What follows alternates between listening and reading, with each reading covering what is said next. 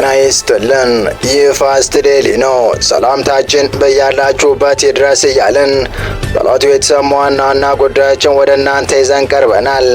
ቻናላችንን ሰብስክራይብ፣ ፕሮግራማችን ላይክ እና ሼር እንድታደርጉ እየጋበዝን የዕለቱን አበይት ዜናዎችን አስቀድመን እንጀምራለን።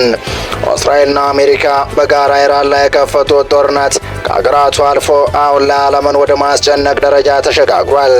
ሀገሪቱ በነዳጅ ማጣሪያዎች ላይ የሚወስዳቸው እርምጃዎችና የሆርሙዝ ሰርጥ በኢራን መዘጋት የዓለም የነዳጅ ዋጋ ኑሮት ሀገራት እንቅስቃሴ እንዲገድቡ እያደረጉ እንደሆነ ይታወቃል። ታዲያ ትልልቅ መሰረተ ልማቶችን ኢላማ ማድረጉን የቀጠለ የሀገራቱ ጥቃት ቀጥሎ ኢራን የኳታሯን ግዙፍ የጋዝ ተቋም ወደ ማውደም ደረጃ ደርሷል።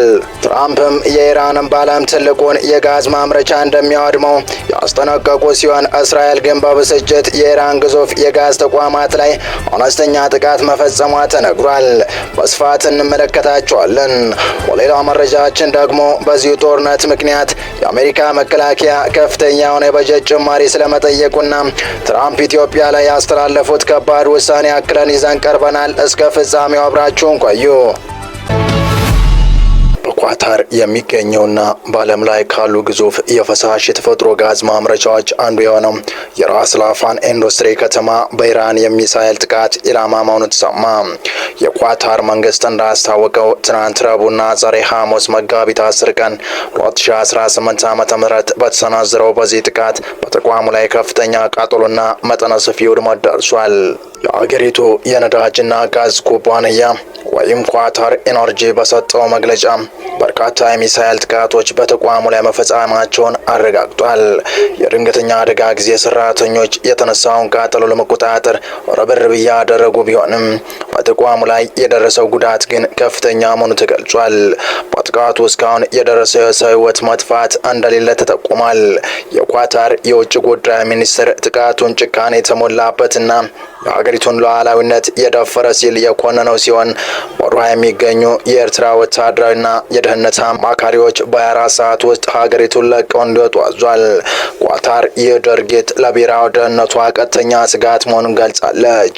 ኢራን በበኩሏ ይህን እርምጃ ወሰደችው አሜሪካና እስራኤል በደቡብ ፓሪስ የጋዛ መሬት ላይ ለመፈጸም ጥቃት የአጸፋ ምላሽ መሆኑ ገልጻለች።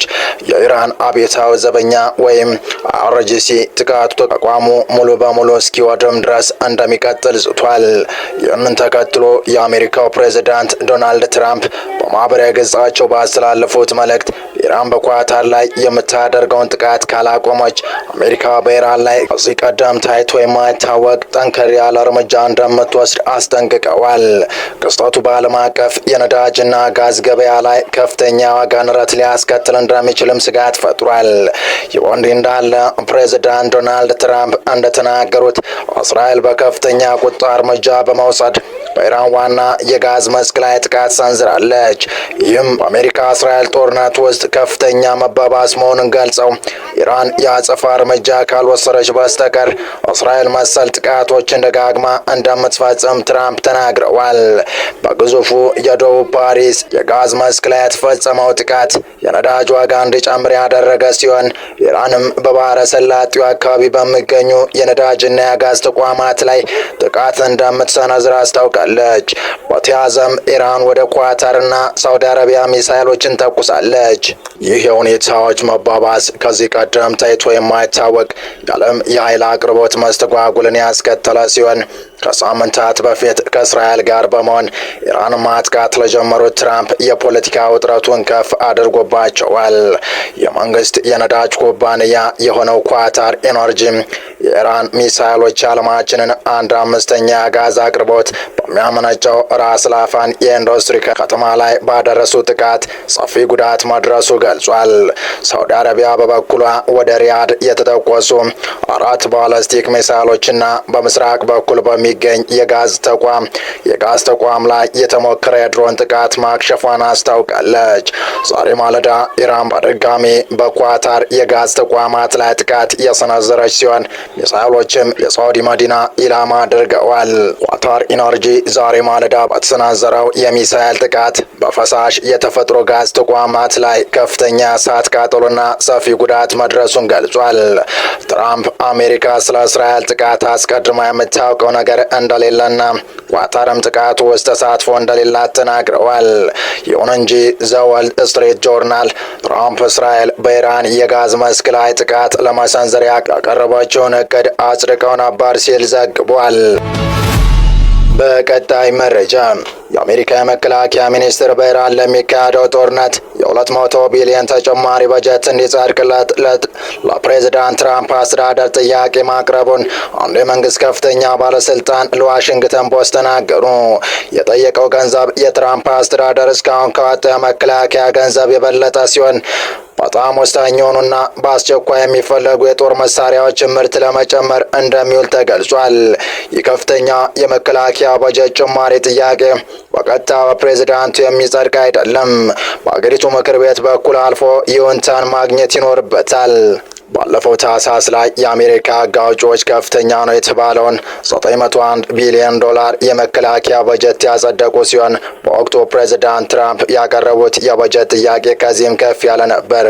ፕሬዝዳንቱ አሁን ያለበትን ጊዜ የተረበሸና አደገኛ ወቅት በማለት በቀጣዩ አውሮፓውያን ዓመት የአሜሪካ የመከላከያ በጀት 1.5 ትሪሊዮን ዶላር እንዲደርስ ጥረት ያደርጉ ነበር። ከፍተኛ በጀት የሚፈቅድ ከሆነም አሜሪካ ታይቶ የማይታወቅ ሰራዊት በመገንባት ሀገሪቱን ደህንነቷ የተጠበቀ ያደርጋታል ሲሉም ባለፈው ጥር ወር ላይ ተናግረው ነበር። 3 ሳምንት የሆነው የኢራን ጦርነት አሜሪካ ምን ያህል እንዳስወጣት በይፋ የተባለ ነገር የለም። ነገር ግን የተለያዩ የዜና ተቋማት አሜሪካ ኢራን ላይ በፈጸመችው የመጀመሪያ ሳምንት ጥቃት ከ11 ቢሊዮን ዶላር በላይ ማውጣቷ ተዘግቧል። በሌላ መረጃችን ለንግድና ጉብኝት ወደ አሜሪካ ለመጓዝ የሚያስችል ቪዛ ለማግኘት የሚያመለክቱ ኢትዮጵያውያን ከ5 እስከ 15,000 ዶላር ወይም 2.8 ሚሊዮን ብር የሚደርስ ማዘዣ ገንዘብ ሊጠየቁ ነው። ኢትዮጵያውያኑ ከተፈቀደላቸው ጊዜ በላይ አሜሪካ ውስጥ ከቆዩ ገንዘቡ ተመላሽ እንዳይሆን የሚያደርገው ይህ አሰራር ከ2 ሳምንት በኋላ ተግባራዊ እንደሚሆን የአገሪቱ የውጭ ጉዳይ መስሪያ ቤት አስታውቋል። ስደተኞችና ጥገኝነት ጠያቂ ወደ አሜሪካ የሚጓዙበት እንዲሁም በዚህ የሚቆዩበት መንገድ እያጠበቀ ያለው የፕሬዝዳንት ትራምፕ አስተዳደር ቪዛ ለማግኘት የዋስትና ገንዘብ እንዲያዝ የሚያደርገውን አሰራር ያስተዋወቀው ሐምሌ 2017 ዓ.ም ነበር። የአሜሪካ ውጭ ጉዳይ መስሪያ ቤት ባለፈው ታህሳስ ላይ ያወጣው መረጃ እንደሚያሳየው ይህ ግዴታ ከተጣለባቸው 38 ሀገራት ውስጥ 24 ያሉ አፍሪካ ውስጥ የሚገኙ ናቸው።